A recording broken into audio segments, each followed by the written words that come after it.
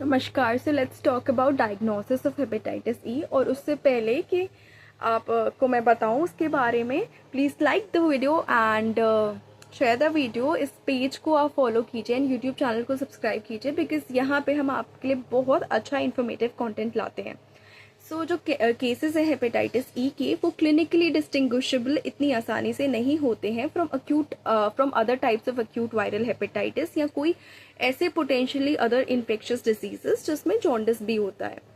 लेकिन डायग्नोसिस आप कब ज़्यादा अच्छे से सस्पेक्ट कर पाते हैं? जब आपकी केस हिस्ट्री अच्छे से होती है और स्ट्रांगली सस्पेक्टेड होता है हेपेटाइटिस ई, जब वो अप्रोप्रिएट एपिडेमियोलॉजिकल सेटिंग से आ रहा होता है, यानी जहाँ पे ऑलरेडी हेपेटाइटिस ई के जिन लोकेलिटीज़ में केसेस बहुत ज़्यादा मात्रा में हैं, यदि वहाँ से कोई सिम्टोमेटोलॉजिकली सिमिलर केस आ रहा होता है तो उसमें हम सस्पेक्ट करेंगे। उसके बाद जहाँ पे रिस्क ऑफ वाटर कंटामिनेशन हमें दिखता है, या कोई ऐसी डिजीज जो ज़्यादा सिवियर है प्रेग्नेंट वीमेन में, और हेपेटाइटिस ए जहाँ पे एक्सक्लूड किया जा चुका है प्रेग्नेंट या नॉन प्रेग्नेंट लोगों में, men women alike, children alike, वहाँ पे हम हेपेटाइटिस ई सस्पेक्ट करेंगे।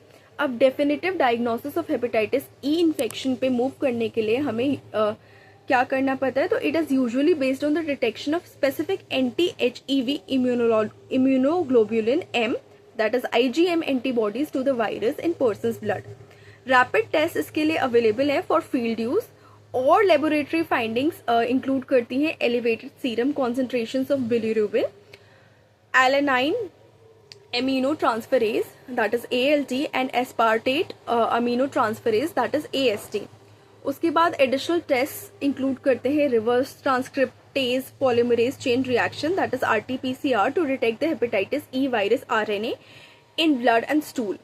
ये ऐसे रिक्वायर करता है स्पेशलाइज्ड लेबोरेटरी फैसिलिटीज, और इस टेस्ट को करने के लिए particularly it is needed in areas where hepatitis E is infrequent and uncommon cases with chronic HEV infection. यानी RT-PCR के लिए एक तो स्पेसिफिक सेटिंग्स चाहिए, और वो वहाँ पे ज़्यादा उपयोगी होता है जहाँ पे ये हेपेटाइटिस ई वायरस के केस जो है अनकॉमन है या क्रॉनिक इन्फेक्शन है जो अभी तक डिटेक्ट नहीं हुआ।